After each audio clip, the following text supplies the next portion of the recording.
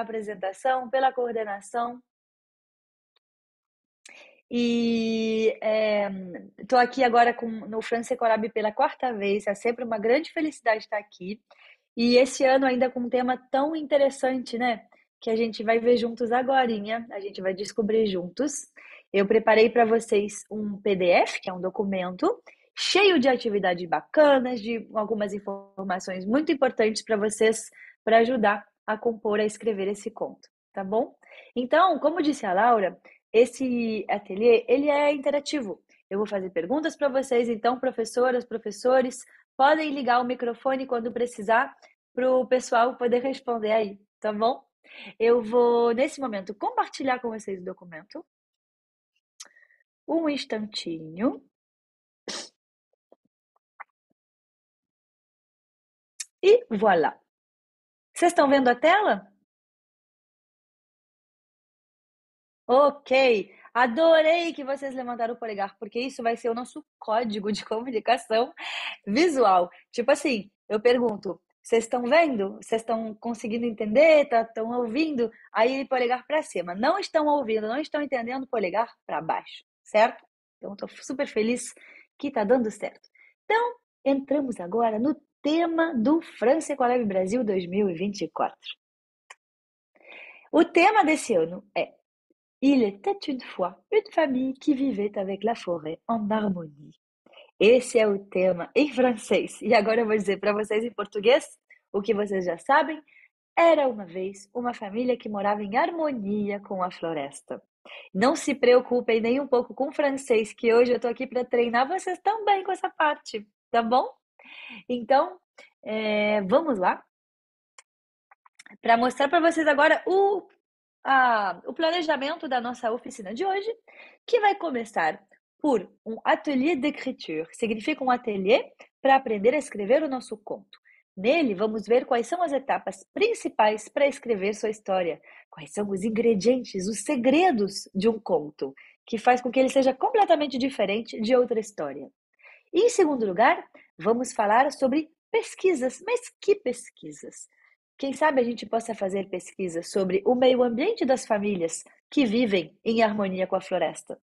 E numa terceira parte, vamos fazer um ateliê de ilustração, uma oficina de ilustração para vocês poderem ilustrar a história de vocês. E por que não com reciclagem, já que a gente está falando de ecologia, de ecossistema, de floresta e tudo mais. Então, bora lá para a parte número 1, ateliê d'écriture. Então, pessoal, quais são as etapas necessárias para escrever uma história dentro de um conto? Primeira pergunta que a gente vai se fazer nessa primeira coluninha aqui é: o que é um conto? Né? O conto é um gênero literário, ou seja, é um tipo de literatura. Um conto não é um romance, não é uma poesia, não é uma peça de teatro, uma crítica. Um conto é um tipo específico, é um gênero literário à parte que tem os seus segredos. Mas quais? Esses que estão nas coluninhas que seguem agora. Primeiro segredo de um conto são as 3 primeiras palavras dele em português. Era uma vez.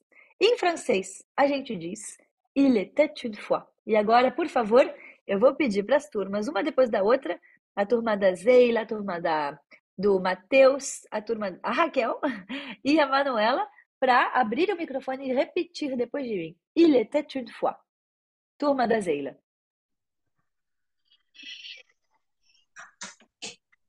Parabéns, arrasaram. Muito bom. Turma Matheus Marques.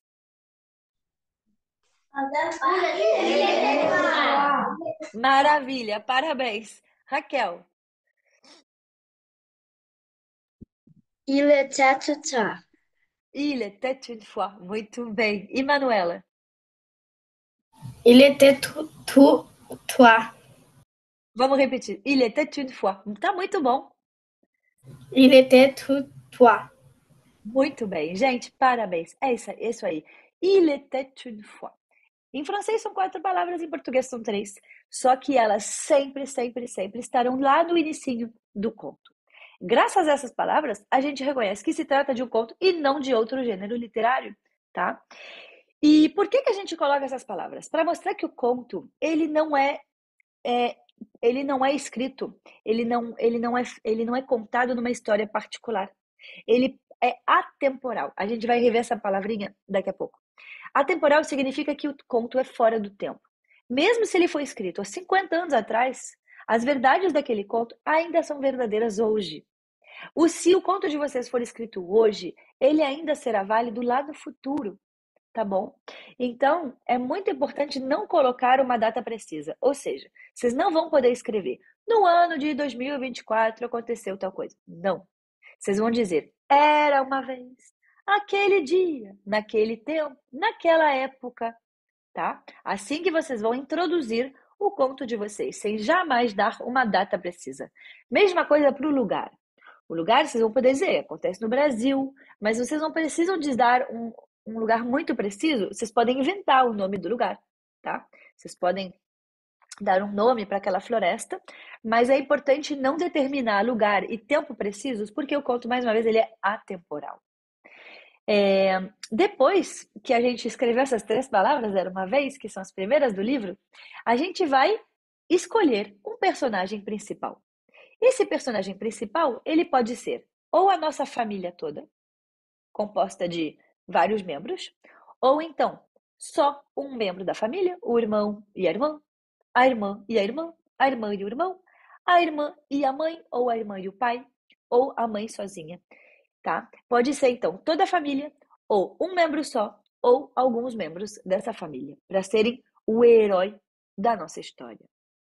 Depois que vocês escolherem o personagem principal, vocês vão escolher características para ele, né? Como é que ele se veste, o que que ele come, onde ele mora, como é a casa dele, tá bom? Quais são os animais com os quais ele vive, ou será que ele não tem animal naquele lugar? O que pode ser raro, porque se ele mora na floresta, né? Provavelmente vão ter muitos animais ali, insetos e tudo mais. E vocês vão usar para esse início do conto um tempo verbal que será sempre o mesmo. É o pretérito imperfeito. Era uma vez. Nosso personagem comia, fazia, brincava, jogava, tá bom? Construía.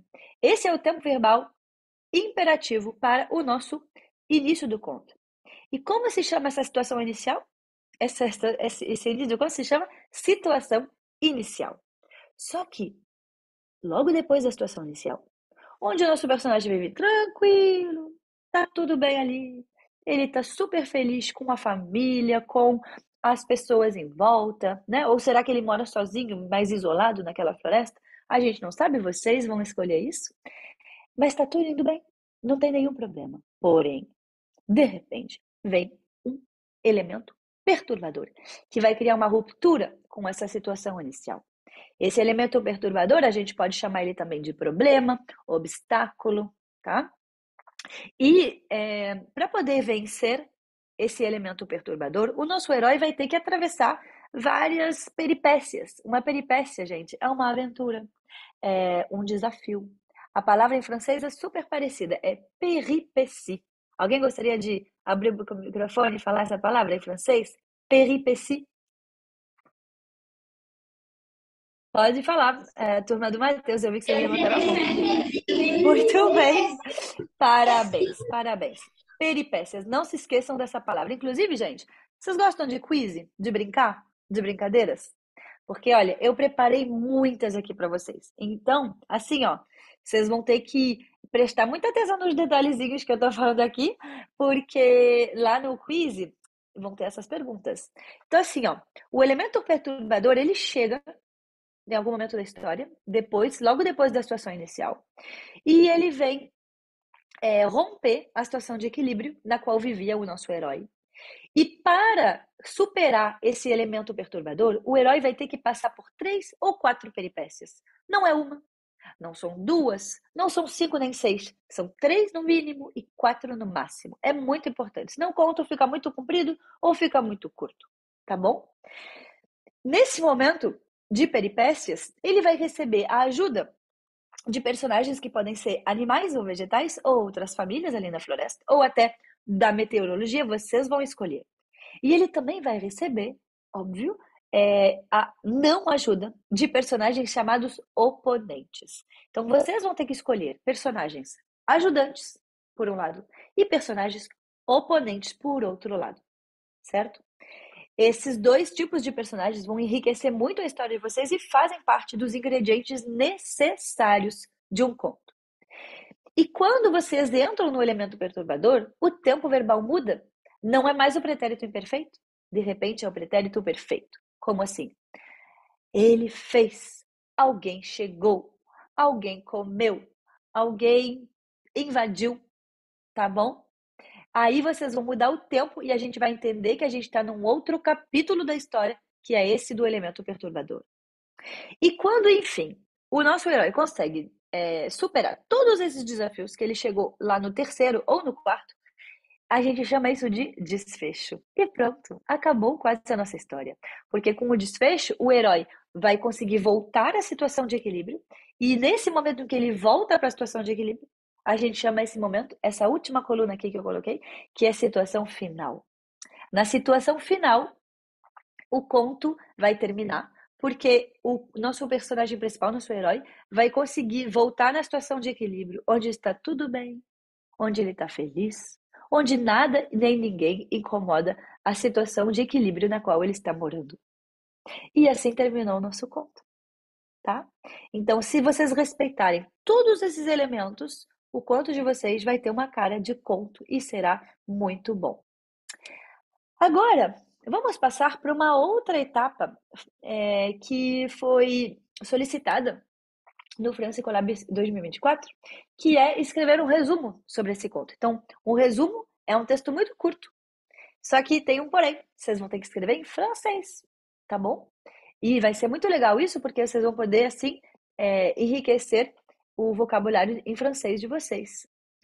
Esse resumo, ele vai contar em poucas palavras, né, o esqueleto da história. Não é para contar tudo, tá? Eu coloquei aqui alguns elementos principais que vocês vão ter que colocar nesse resumo. Especificar quem é o personagem principal. Não precisa dizer como ele é, só dizer quem é. Onde ele mora, que ele vive tranquilamente. Vocês vão dizer se ele tem amigos ou se ele prefere morar só. Vocês vão dizer qual foi o elemento perturbador, quais são os amigos, né, que vão ajudá-lo ou não nessa aventura. E para terminar, eu sugiro que vocês não contem qual é o desfecho, ou seja, como é que ele vai superar isso tudo. Porque senão vocês vão contar o final da história. E aí vai dar menos vontade de ler o conto. Né? Então a gente tem que guardar aquele mistério no final do resumo, não contar tudo e talvez terminar por uma pergunta ou algo do gênero para deixar aquela vontade de quero mais depois do resumo. Tá certo? Então, resumo em francês, curto, para poder contar um pouco sobre a história do conto, o essencial. E agora, chegamos aqui numa ficha técnica que eu preparei para vocês, que eu vou enviar para as professoras e os professores de vocês. Cada um vai receber essa fichinha, que eu preparei para, na verdade, ser um lembrete, onde vocês vão poder anotar, assim de forma mais rascunho, as ideias de vocês, para ter lembrança de todas as ideias que vocês tiveram, para depois organizar e escrever o conto. Tá? Então, lembrando que vocês vão ter que falar sobre o tema, as palavras-chave do conto, quem é o personagem principal, onde ele mora e tudo mais, o tempo verbal, qual vai ser, e outros elementos dos quais eu vou falar agora. Olha só. Agora, falando do nosso tema principal, que era uma vez uma família que morava em harmonia com a floresta, certo? Vamos analisar este tema do France Collab 2024. Vocês já sabem que em francês era uma vez se diz il était une fois. A palavra fois em francês significa vez, né? E agora vamos analisar o início, né, dessa frase. Quando a gente diz era uma vez, a gente já sabe que a gente está num conto. Até aí tudo bem. Quando a gente vê a segunda parte da frase, a gente sabe já que se trata do fio condutor. O fio condutor, pessoal, é um fiozinho, mas que a gente não vê. Ele é imaginário. É um fio que é invisível para os nossos olhos. Porém, É ele que traz a coerência. Lembram bem dessa palavra, porque vai aparecer no quiz. É uma coerência entre a situação inicial do nosso conto e a situação final, que é essa frase: uma família que morava em harmonia com a floresta, certo? Então vocês não podem nunca esquecer desse tema em todo momento em que vocês forem escrever a história de vocês. Se chama o fio condutor, tá? E aí eu preparei para vocês outra fichinha técnica que eu também vou mandar para as professoras e os professores. Eu botei até o símbolo desse fiozinho aqui, que é uma imagem, né, do fio condutor. E aqui, como vocês podem ver, eu coloquei alguns símbolos. Então, o livro aberto representa a situação inicial, certo? O que representa essa bola cheia de problema? Alguém vai ligar o microfone e nos contar? A turma da Zeila, por exemplo? O que pode simbolizar esse desenho aqui? Alguém sabe? Turma da Zeila ou então turma do Matheus? Quem vai abrir o microfone e vai falar? A Raquel, a Manuela? Raquel, quer dizer? Pode abrir. Na verdade, eu vou falar também, mas é que meu nome é Rafaela, que eu tô no computador da minha mãe. Ah, então, Rafaela, me desculpa. Sim, porque tá escrito Raquel, mas tá tranquilo. Então, É, Rafaela, você sabe qual é o momento da história representada por essa imagem? é o elemento perturbador? Maravilha, é isso mesmo. Tá bom, pessoal? Obrigada, Rafaela. É o elemento perturbador. E depois, esse mapa aqui com é, alguns traços, o que ele pode significar? Sim, Manuela? O desafio? Exatamente. Qual é o nome que a gente aprendeu em francês? P. Em português é peripécias, em francês é péripéties. Tá? Podem escrever essa palavra, ela é muito importante. Peripécias. E aí, depois que ele venceu as 3 ou 4 peripécias, chega naquela luz. O que é essa luz? Quem vai dizer pra gente? Turma do Matheus? Sim, tô vendo uma mão que levantou. Uma ideia! Uma ideia! Uma ideia! Uma ideia poderia ser, mas assim, ó, lembra que é aquele final. É, sim, é isso. Aham, é isso. Tipo assim, terminaram todos os desafios, todas as aventuras, todas as peripécias. E a gente chega numa parte chamada desfecho. O desfecho é o momento em que a nossa história está quase acabando, onde o elemento perturbador foi vencido e ele vai poder chegar no livro fechado, que representa o quê? A situação final. Parabéns, turma do Matheus. É isso aí. É a situação final. Então, essa ficha é para vocês fixarem as ideias que vão permanecer depois para escrever o conto. Tá bom? Então, vocês vão receber essas 2 fichinhas. E agora eu acho que vocês estão mais do que prontos para fazer o quiz, ou não? Vamos lá? Bora lá? Eu só vou compartilhar de novo com vocês. E aí, pessoal, a gente vai treinar para ver se a gente aprendeu tudo bonitinho para escrever nosso conto. Esse quiz está aparecendo para vocês? Quiz, tela verde? Polegar para cima se está aparecendo. Turma da Zeila tá ótimo. Turma do Matheus, Rafaela e Manuela. Show de bola. Então vamos lá. Em francês, vamos lá, a gente diz assim, ó, c'est parti. Então, c'est parti. Quiz, écrire une histoire. Significa quiz, escrever uma história. Então vamos ver se vocês memorizaram tudo. Quais são as primeiras palavras de um conto em francês? Resposta A. Em francês é réponse. Réponse A. Un beau jour. Réponse B. Il était une fois. Réponse C. Il était un jour. Quem gostaria de responder? Só levantar a mão, que aí eu vejo. Rafaela. Eu acho que é Il était une fois. Muito bem. Todo mundo concorda? Se concordar, é só levantar o polegar. Muito bem, turma da Zeira. Turma do Matheus, não estou vendo nenhum polegar levantado ou abaixado. Vocês concordam com a resposta B? Então tá. E Manuela também? Então, tá tudo certo. Manuela também? Então pronto.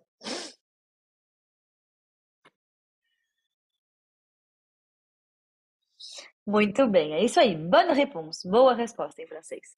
Em francês, todo conto começa pelas palavras Il était une fois. Em português é Era uma vez. Vamos para a pergunta número 2. Vou pedir para a Manuela ler para nós essa pergunta aqui. Número 2 de 5. Por favor. O personagem principal pode ser. Muito bem. Rafaela, você pode ler para a gente as respostas? Resposta A. Um membro da família ou vários ou a família toda. Resposta B. Unicamente um membro da família. Resposta C. Um vegetal. Tá ótimo. Agora eu vou pedir para a turma do Matheus. Que resposta vocês acham que é? A, B ou C? Sobre o microfone e falar A, B, C. A, vamos lá então.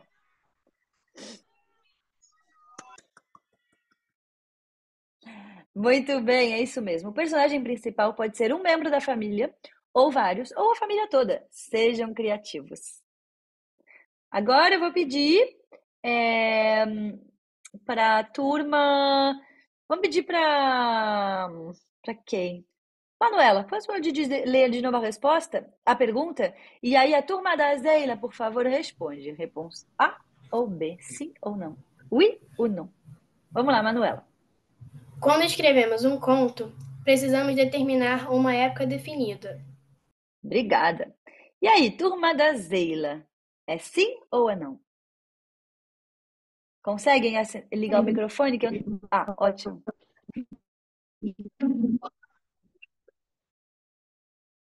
Ah, eu acho que eu tô vendo pelos dedos. É 2? Vocês estão botando 2, né? Resposta B. Tá, vou botar aqui.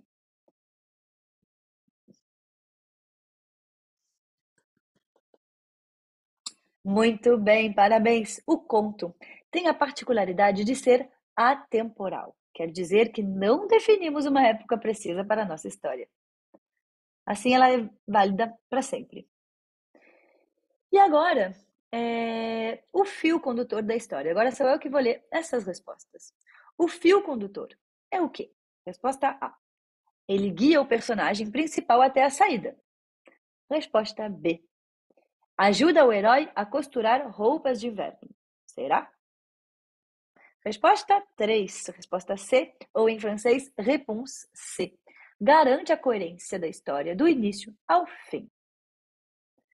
Eu tô vendo. Ah, que legal! Eu tô vendo aqui o símbolo do C. Todo mundo concorda? É? Todo mundo concorda? Tô vendo um sim da cabeça, né? Gente, eu não sei o que dizer, vocês são maravilhosos. Todas as respostas estão perfeitas. Muito, muito bem. Parabéns. Significa que vocês estão sendo super atentos e isso me deixa muito feliz. O fio condutor é um fio imaginário que a gente não vê e que garante, sim, a coerência da história do início ao fim. E para terminar, gente, a última pergunta, que é a 5. A pergunta número 5. Vamos pedir para Raquel, para a Rafaela e a Manuel nos ajudarem? Raquel, lê para a gente, por favor, a pergunta. Rafaela. O que é um elemento perturbador? Manuela. Réponse A. É um problema encontrado pelo personagem principal depois da situação inicial. É o início da história do conto. É o problema encontrado pelo personagem principal no final da história. E aí, pessoal? Todo mundo tem que responder essa pergunta. É a última. Vamos perguntar para a turma da Zeila. A, B ou C? É só fazer o número aqui com os dedos que eu vejo. Ah, eu estou vendo o símbolo C. Então, eu tô vendo o símbolo A. Na turma da Zélia eu tô vendo vários. Então tá, vamos testar todos. Agora a turma do Matheus, eu tô vendo a resposta A. Rafaela. A e Manuela. Também a primeira. Turma da Zeila, tem alguns que ainda querem a resposta C? ou não? Se for não, faça um grande não assim, ó, pra eu ver. Ah, não. Então tá. Então vai ser a resposta A para todo mundo. Vamos lá. Parabéns. Era isso mesmo, tá? Então, o elemento perturbador, ele acontece logo no início da história. Situação inicial, elemento perturbador logo depois. Gente, parabéns, vocês estão de parabéns, tá muito bom. E agora, estão prontos para a gente ir para a segunda parte da nossa oficina de hoje, que é a parte chamada Recherche, pesquisa em português, onde a gente vai fazer pesquisa sobre o quê? Vocês vão ver logo. A gente vai tentar entender, compreender melhor o meio ambiente de cada família, né? Porque a gente vai escrever um conto sobre uma família que mora na floresta. Mas como é essa floresta, tá? Eu acredito que as nossas pesquisas sobre as moradias e as florestas no Brasil possam inspirar a nossa história e nos ajudar a definir com mais precisão o meio ambiente e o universo de cada uma das famílias, tá bom? Então, não significa que vocês vão ter que copiar as pesquisas que eu fiz algumas aqui que eu vou apresentar, ou que vocês vão copiar as pesquisas que vocês vão fazer. Mas isso vai inspirar, vai trazer muitas ideias para vocês. E antes de começar a pesquisa, eu sugiro responder a essa perguntinha aqui. O que significa viver em harmonia com a floresta? Será que todos que moram na floresta vivem em harmonia com ela? Basta ir morar na floresta para estar em harmonia com a floresta? Então, a pergunta viver em harmonia com a floresta é muito, muito importante, tá? É a primeira etapa da pesquisa. E vocês vão entender, através das pesquisas que eu fiz, o que significa, tá? Agora, um outro ponto muito importante que eu acho que vocês têm que pesquisar é sobre a definição de uma floresta. Uma floresta, em português, tem outros nomes popularmente conhecidos. Eu escrevi aqui, ó, em verde. É mata, é mato, selva, bosque e até outros termos. Só que, mesmo se todos esses termos se referem à floresta, nem todos têm exatamente o mesmo significado. Por exemplo, vocês vão decidir que o personagem de vocês mora numa selva. Uma selva é sim uma floresta, mas é uma floresta diferente. Vocês já viram a floresta do Tarzan com aquelas lianas que se pendura assim de uma árvore para outra? Isso é uma selva. Vocês já viram uma mata? Uma mata também é uma floresta, porém na mata geralmente as árvores são mais parecidas umas com as outras. O bosque, por outro lado, ele é uma floresta menor, tanto na dimensão toda da floresta como na altura das árvores. Na floresta geralmente tem árvores muito, muito altas, tá bom? Então, saibam de que vocês estão falando para poder escolher a melhor palavra e o melhor contexto, o melhor meio ambiente para a família de vocês. Combinado? Beleza. E agora, vou apresentar para vocês o que eu chamo de ficha técnica de pesquisa. Prestem muita atenção, porque a partir de agora, todos os detalhes que eu vou contando aqui vão aparecer nos quizzes. Tem mais vários quizzes que eu fiz para vocês. E vai ajudar muito a entender, né, uma metodologia de pesquisa que eu estou propondo aqui. É o seguinte, pessoal. Muitas famílias brasileiras moram na floresta, moram em harmonia com a floresta, tá? Só que eu não fui pesquisar todas e vocês também não precisam pesquisar todas. Eu escolhi apenas 3 aqui, tá? Para dar um leque assim importante de informações para vocês. Aí, quando eu fui pesquisar sobre uma família, eu me perguntei assim, tá, o que eu gostaria de saber sobre cada uma dessas famílias? Quais são os elementos que vão me ajudar para depois eu escrever uma história sobre essa família? Em primeiro lugar, eu quero saber a região, aonde essa família mora, tá bom? Isso, quem está na mesa com caderno, com caneta, pode anotar, porque vai ajudar muito. Essa ficha técnica, ela é meio que um padrão que eu criei, mas é óbvio que vocês podem acrescentar outros elementos.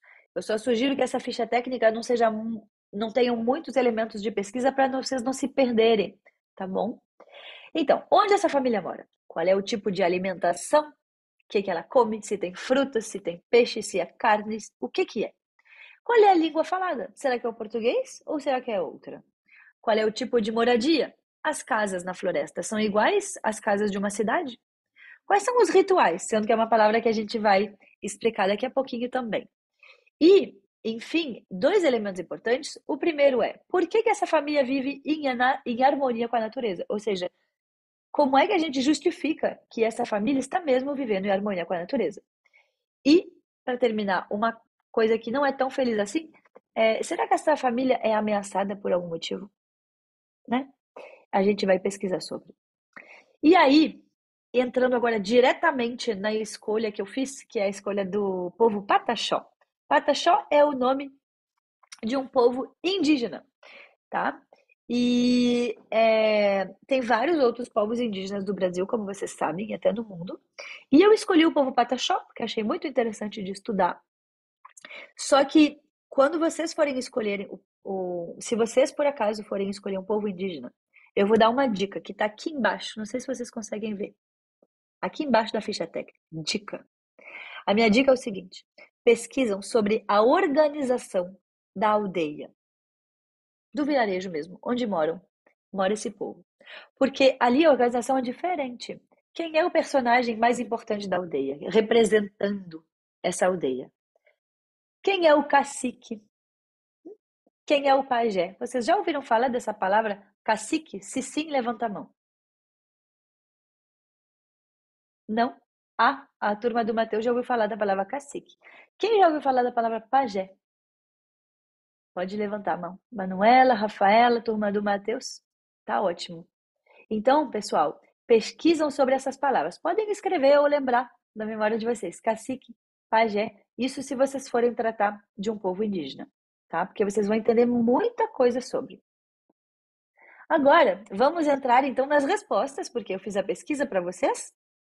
E aí, assim, ó, o povo Pataxó, não se assustem com a quantidade de linhas aí que tem nessa ficha técnica, só porque eu quis ser precisa e colocar informações interessantes que vocês vão gostar, eu acho, de aprender. Assim, ó, o povo Pataxó, ele mora principalmente nos estados, em dois estados do Brasil. No norte de Minas Gerais e no sul da Bahia. Só que não tem só uma aldeia ali, tem 36. 36 aldeias, é muita coisa. E elas todas estão distribuídas entre dois estados. Por que é importante saber isso? Porque se eles estiverem em Minas ou na Bahia, dependendo do lugar, o solo vai mudar. Então, as comidas vão mudar, a alimentação a partir das frutas, a partir dos alimentos cultivados não vão ser os mesmos, não é? Os animais vão ser diferentes, as árvores vão ser diferentes, o clima, né? A chuva não vai ser, não vai ter talvez a mesma quantidade de chuva em tal e tal lugar, isso muda completamente o meio ambiente de cada família. Porém, tem sim algumas coisas muito típicas, apesar da quantidade de aldeias diferentes, tem muitas coisas que são muito típicas do povo Pataxó inteiro. Que é o quê? Na alimentação, eles comem, na grande maioria, peixe, frutas e raízes e principalmente a mandioca. Não esqueçam da mandioca, porque vocês vão ver que é um alimento que volta para as três famílias que eu escolhi, tá? E o peixe também. Antigamente, o povo Pataxó comia carne também, só que com o problema da extinção dos animais, a caça foi proibida. Então, eles comem cada vez menos carne hoje em dia. E eu separei também para vocês uma receita típica que, pessoalmente, eu achei muito linda. Vou mostrar agora. Olha aqui, ó. Se chama peixe na patioba, que é uma folha, um tipo de folha de palmeira. Vocês estão vendo? Não é lindo? Então, esse é um preparo muito típico de receita. E é uma coisa legal de vocês poderem pesquisar também. Ao lado, pessoal, eu coloquei uma casa muito típica também. Ela tem vários nomes diferentes. Eu escolhi dois para vocês memorizarem. Um é pau a pique, porque são vários pedaços de madeira, assim, vê na vertical, outros vários pedaços de madeira na horizontal. E quando vocês olham para a foto, quem quiser pode abrir o microfone e me dizer o que está colocado entre cada pedacinho de madeira, dentro de cada quadradinho. O que parece ali? Só abrir o microfone e falar. Sim, eu acho que na turma. Barro! Parabéns, é isso mesmo, é barro. Então, isso é um tipo de casa típica, e vocês vão ver não só do povo Pataxó, mas também da segunda família que eu escolhi para vocês, tá? Agora, vamos falar também da língua. Que língua é falada no povo Pataxó? Bom, eles têm uma língua típica que se chama Pachorrã, que inclusive é ensinada. Tem vários professores de Pachorrã que ensinam esse idioma para as crianças indígenas Pataxó e também para os adultos. Essa palavra significa língua de guerreiro. Só que tem um porém. Hoje em dia, a rigor, essa língua não é falada na aldeia. A língua que prevalece é o português. Mas vocês vão ver que dentro dos rituais, das celebrações do povo Pataxó, a língua Pachorrã, sim, é cantada e muito cantada nesses momentos. O tipo de moradia nós acabamos de ver é a casa de pau a pique ou chamada taipa também. E eu escolhi um ritual para falar para vocês. Eles têm vários, claro, né? Mas eu escolhi um para vocês que se chama Ritual das Águas. Sabe por quê? Porque eu achei muito bonito. Ele vem comemorar a chegada das chuvas. Porque, como vocês podem imaginar, quando chove, vem dar água para as plantações e isso traz uma boa plantação, um bom cultivo. Então, eles celebram a partir do Ritual das Águas. O que que eles fazem no ritual? A comunidade inteira se junta. Eles fazem rodas, eles dançam. Vocês já viram pinturas corporais de indígena? Sim, né?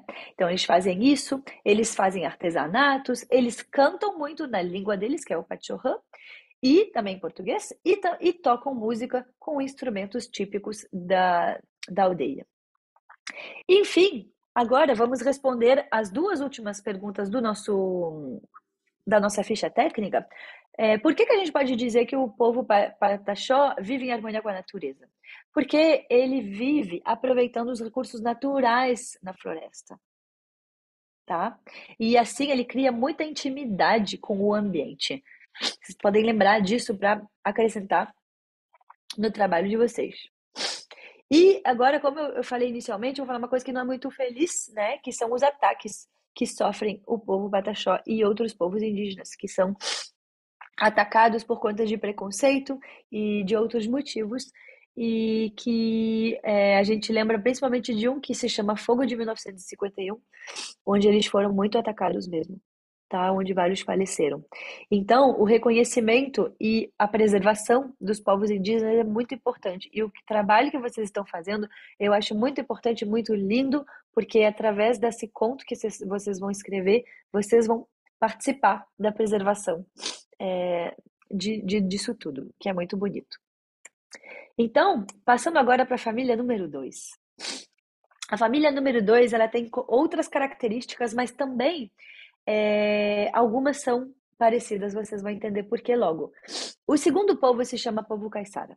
E através da fotinho que eu coloquei para ilustrar, vocês já vão entender que uma das grandes atividades do povo caiçara é a pesca. E por um motivo, olha só. O povo caiçara, ele vem principalmente do litoral. Só que, como vocês sabem, o litoral muitas vezes é grudado na floresta. Tem a praia de um lado e logo depois tem muita floresta. Então, eles vão viver na floresta que está aqui, mas aproveitando também dos recursos do mar, ou seja, da pesca. E o povo caiçara é um povo que é muito, muito bom pescador. Então, o peixe também faz parte da alimentação do caiçara, junto com a mandioca. Lembram que a gente falou da mandioca para o povo Pataxó? Agora, qual é o litoral no qual ele mora? Será que é na Bahia? Não. É daqui do Rio de Janeiro, eu estou no Rio de Janeiro agora, é do litoral fluminense, descendo por São Paulo até o litoral do Paraná. Ali nesse litoral todo, vocês vão encontrar o povo caiçara, que são, como eu disse, grandes pescadores. O idioma que eles falam é o português. A casa é muito parecida com a casa dos Pataxóis, que é essa casa de pau a pique. Eu coloquei uma foto aqui mais de perto para vocês verem. Vocês estão vendo, né?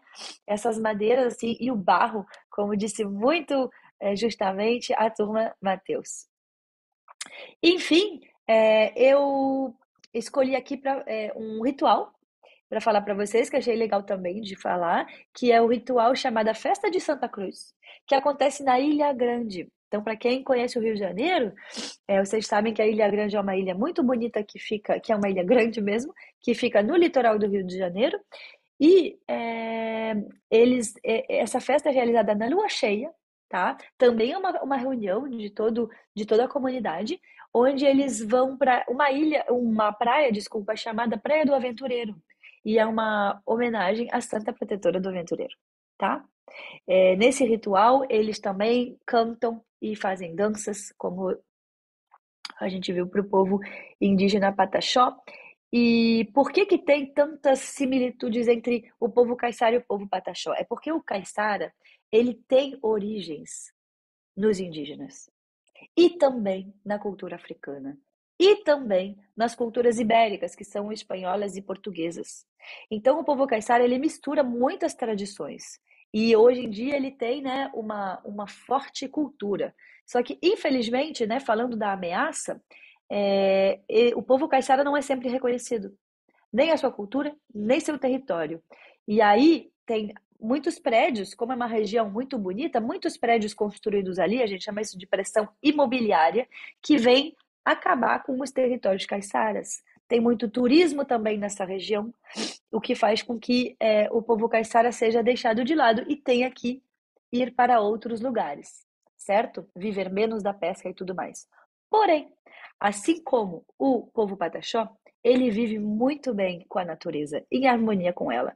Porque eu coloquei aqui, ó, ele tem um cultivo autossustentável, de amplo domínio do manejo das plantas, das árvores, das madeiras. Olha só, o povo caiçara é incrível o que ele faz. Ele consegue fazer um barco com um tronco só. A gente chama isso de canoa caiçara. Bonita, né? E graças a ela eles conseguem fazer muita pesca, tá? Então lembram disso, o povo caiçara é muito bom para pesca e muito bom para artesanato. Eles fazem coisas lindas. Por exemplo, tem um tapete que eu vi que ele demora 20 dias para ser finalizado. É bastante, né? E agora vamos para nossa terceira família. Lembrando que vocês têm que prestar muita atenção porque daqui a pouco eu vou fazer perguntas no quiz que está esperando vocês. São vários quiz, inclusive.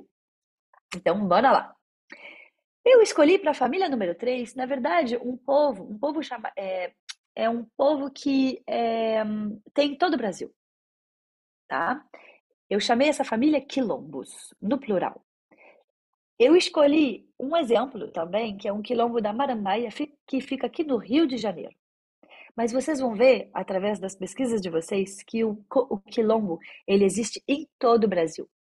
O que são os quilombos? Na verdade, são territórios próprios por comunidades negras rurais que fugiram durante a escravidão, esse período de grande opressão.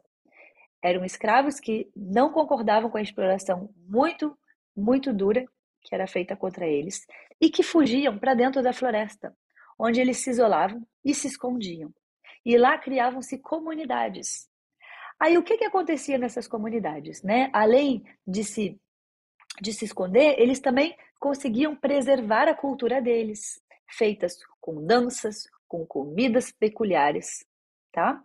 Com músicas peculiares. E, claro, um contato muito próximo com a natureza. Por isso que a gente diz também que nos quilombos, os quilombolas vivem em harmonia com a natureza, tá?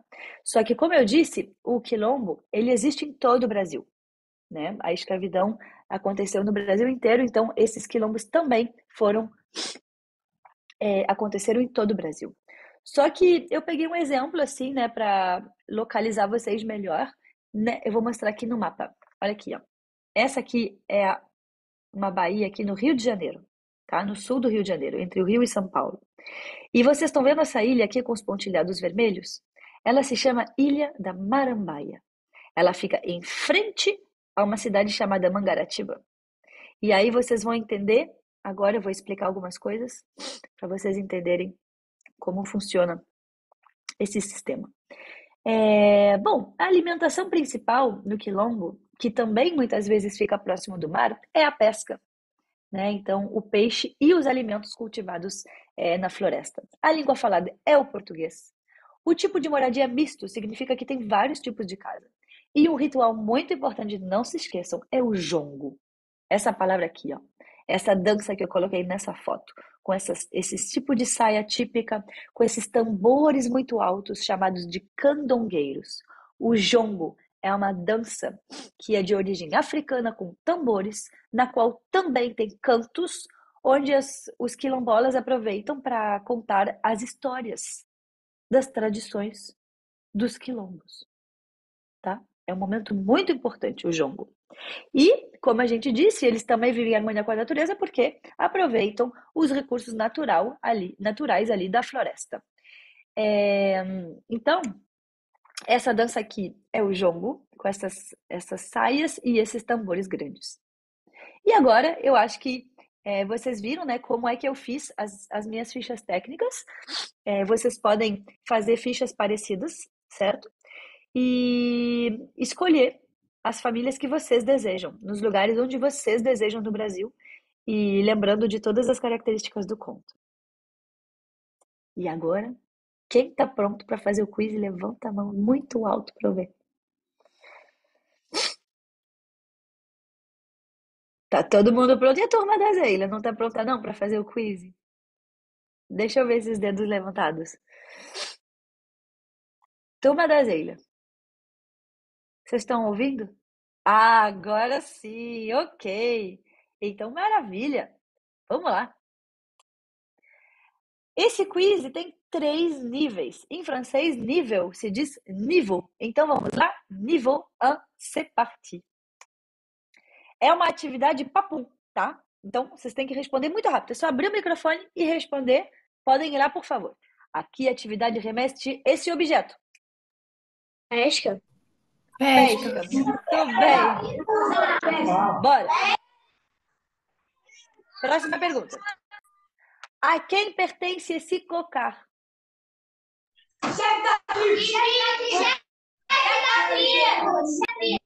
Pataxó. Muito bem, ao povo Pataxó. Quem lembra da cor desse cocar do Pataxó? Não? Ninguém? A gente vai descobrir daqui a pouco. E, enfim, que dança é essa com os tambores? Jongo. Jongo. Muito bem, jongo. Com a letra J no início. Muito bem. E agora vamos para o nível 2. Eu coloquei para vocês algumas palavras-chave e vocês têm que adivinhar a palavra escondida.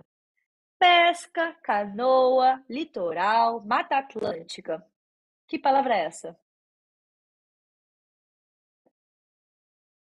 Não. Boa. Eu não estou ouvindo.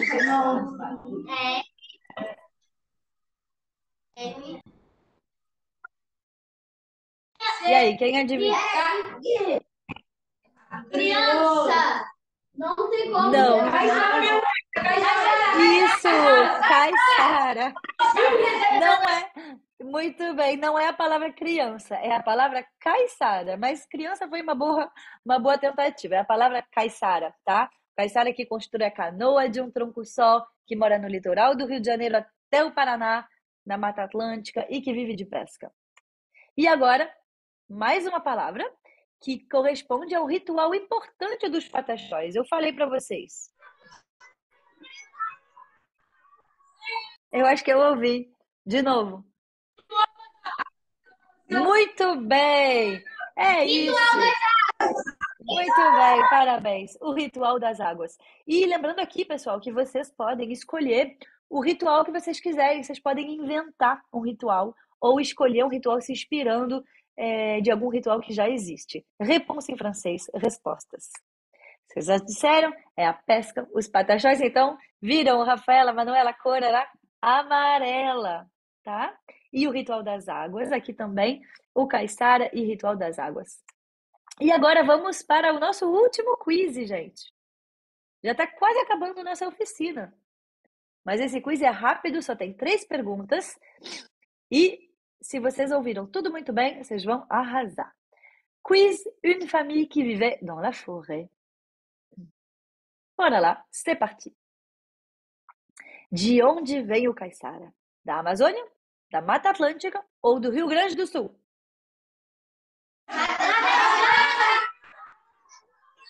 Vou tentar.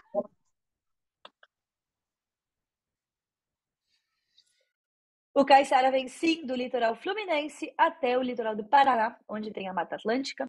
Ele vive principalmente de pesca e de artesanato. E uma curiosidade sobre o povo caiçara é que ele sabe construir uma canoa de um tronco só.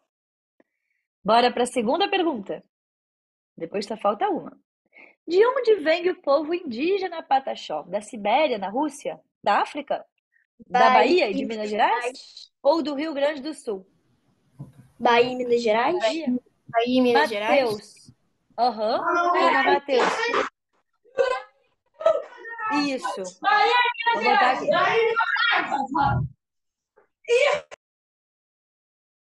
Muito bem. É isso mesmo, gente. Muito bem. Estou muito feliz com a atenção e dedicação de vocês. Parabéns. De fato, ele mora na região da Bahia e do norte de Minas Gerais. A atividade típica é o ritual das águas. E uma curiosidade é que o povo é distribuído em 36 aldeias, né? Dentro de 2 estados do Brasil. E para terminar, última perguntinha.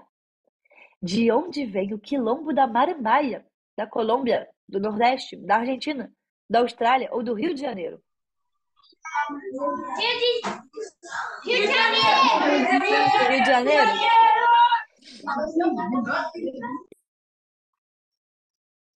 Parabéns! Uma cidade muito perto do Quilombo da Marambaia, a cidade de Mangaratiba, que fica no Rio de Janeiro. Uma das atividades principais é a pesca, a agricultura e o jongo, aquela dança bonita. E, enfim, uma curiosidade é que há quilombos em todo o Brasil. Então, parabéns! Terminamos o quiz.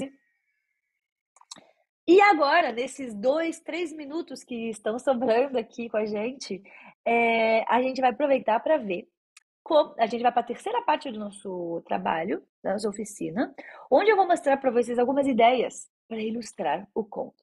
Então, essa parte se chama Atelier d'Illustration. Então, lembrando que o que a gente está, o nosso tema, né, trata muito de ecossistema, respeitar a natureza, viver em harmonia com a natureza. Eu sugiro que, além de lápis e canetas, que são os materiais tradicionais para fazer uma ilustração, a gente possa usar material reciclado. É mesmo.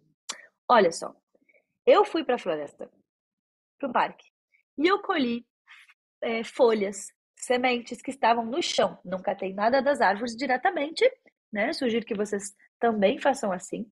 Galinhos, tronquinhos pequenininhos ou maiores, que vocês podem usar para formar um animal ou um personagem. Quem é esse animal aqui, ó? Esse de baixo. Bonitinho. Uma tartaruga. Uma tartaruga. E esse aqui? Aham. E esse? Isso. Aham, uma corujinha. Uma corujinha. Então, vocês estão vendo que com sementes, galhos e folhas dá para fazer muita coisa. Esse aqui quem é? Cano? Um tucaninho ou uma. Vocês podem fazer um papagaio. Enfim, dei vários exemplos aqui, tá? E eu acredito que também vocês possam usar isso aqui, que são casquinhas de lápis. Vocês podem usar para fazer o cocar de uma tribo indígena. Vocês podem usar para fazer um cabelo, uma saia, um vestido, uma roupa. Eu acho que vai ficar muito legal. Vocês podem misturar vários. Aqui é uma ideia muito legal também para usar pétalas de plantas frescas. Olha aqui que bonito fica.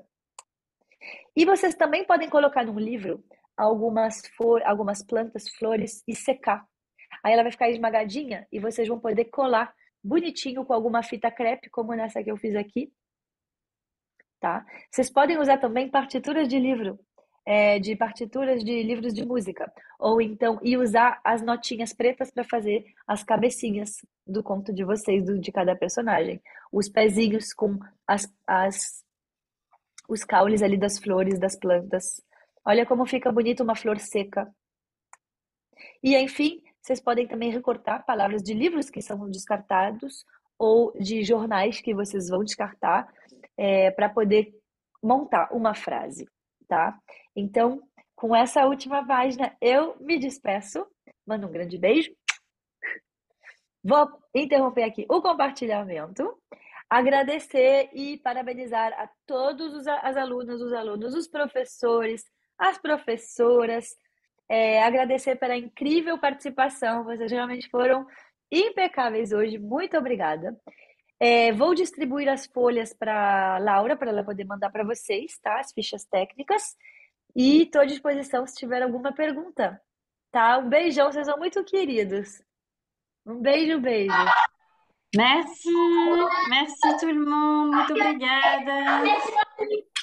Obrigada pela Gostaram da participação. oficina? Se gostaram da oficina, um dedão para cima, muito alto. Que bom. Super, à bientôt. Tchau, tchau. Boa sorte.